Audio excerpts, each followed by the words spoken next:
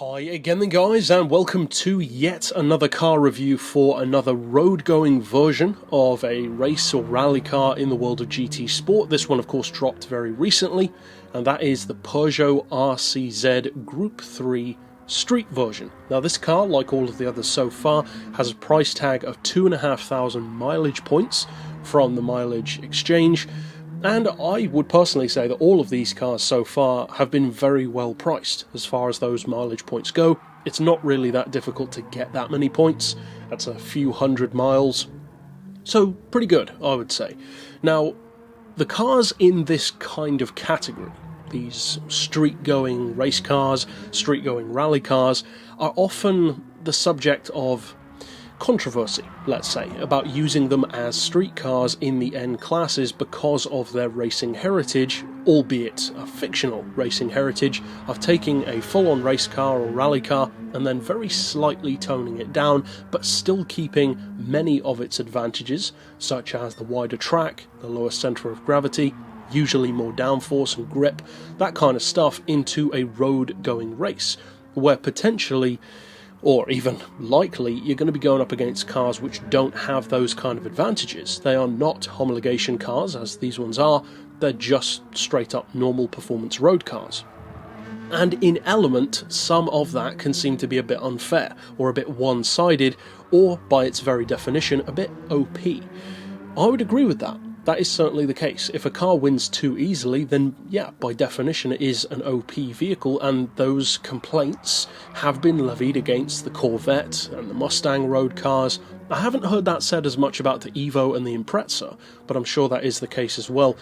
But this one, this new one, is automatically going to fall into that same camp, because people don't like it when a car comes along that just dominates everything by too much of a margin. Because if you notice from Gran Turismo 6 or 5, for instance, the games that started to really feature online racing as a big deal, there are certain cars which do win more often than not, and yet people don't hate them for it. Stuff like the Pasquarello Hybrid on Gran Turismo 6. That wins a lot, but you don't really hear a lot of hate for that car. And why is that? Because it still has rivals. There are still cars which can beat it with the right driver, the right tuning, on the right track, or just sometimes by chance or mistake of the driver who happens to be driving the hybrid. Likewise with other vehicles as well. Then on the other hand you have cars which go above and beyond. They are the true definition of OP. Something like a Tomahawk, which is the absolute definition of OP because nothing else comes close by even 100 miles per hour for top end speed. But then you've got ones which are, in a more regular sense, completely OP, like the Ford Focus RSs or the Chaparral 2Js or the Mazda RX 500s. And those tend to be the cars which you will often see lobbies for not allowing them to be used. So these street versions of race cars and rally cars on GT Sport have kind of taken up that mantle of being the OP vehicles in a similar way to how the Volkswagen Beetle Group 3 car already has in the racing class. People, well, a lot of people anyway, dislike that car because of how OP it is. However, in the case of this one, I feel that this car has a little bit more of a measured setup as far as being OP. Of course you can tune all of them, you can take them higher or lower in power and torque and weight, but this one comes a little bit more modest as standard. It weighs 1,400 kilos, which is a similar kind of weight to the Corvette and the Mustang, but the power is a little bit lower. In particular, compared to the Mustang, this one's got 468 horsepower and 367 pound-feet of torque. Now, we have already covered the Group 3 racing version of this car, and I said that although it isn't a car that I use as much as I expected to, it is a car that I liked a lot in the time that I have spent driving it, and it certainly gives a great unexpected rivalry to cars like the Beetle and the Porsche 911 RSR in particular, which do tend to be two of the most OP, if not the two most OP cars in the Group 3 class.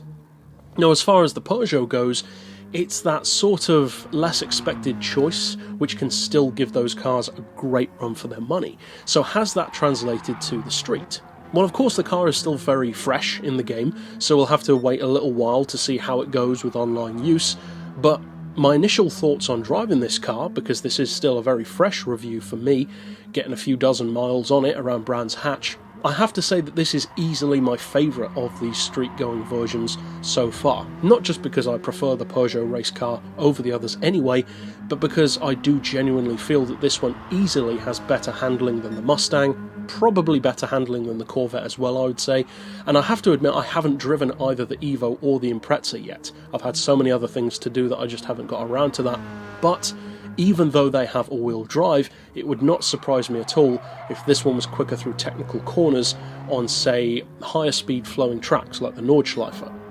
Whereas something like the Evo or the Impreza would be much better on really low speed corners, like 90-degree turns and hairpin turns, where you can really make full use of the e-brake with that all-wheel drive, and in effect kind of Gymkhana style drive the vehicle to a victory. Whereas with this one, this is much more of a traditional pure race car for the road kind of feel. Now, as far as its overall package, as far as I'm concerned, it looks fantastic, and one of the favourite things for me about this car is that the normal RCZ is and has always been a great rival to the Audi TT Quattro.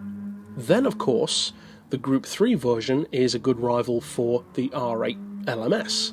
Now we have a road-going equivalent of the Audi R8, so instead of RCZ versus TT, it's now RCZ versus, in effect, R8. Now, of course, we don't have a road-going Audi R8 in the game yet. It wouldn't surprise me at all if we got the newest version of the R8 in a future DLC. That would not surprise me. Maybe even a Group 3 road car version of the R8 LMS, although I'd say that's slightly less possible, given that it is a real race car, so I don't know if they'd take the same kind of creative license with that and make a road-going version, but maybe they will. We'll have to wait and see. I don't think that they will, though.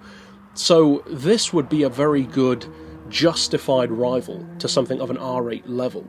Now, as far as its track potential, I already covered the fact that I think the handling is better.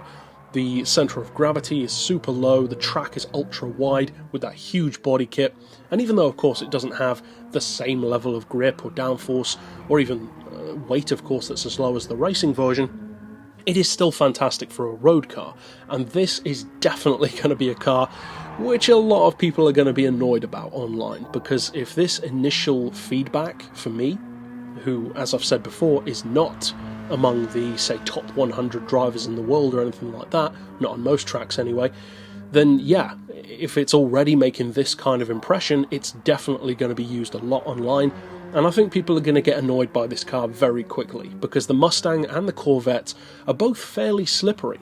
This one isn't really. It has an element of tail happiness to its nature, but the fact that it handles much more like something like an NSX or an R8 means that it is much more focused on just going quickly through corners. It doesn't have that front-engine rear-wheel drive style. But overall, it is certainly worth a look. It's a great-looking car, if nothing else, and so yeah, it's worth checking out while you can in the mileage exchange. But for now, as always, thanks for watching.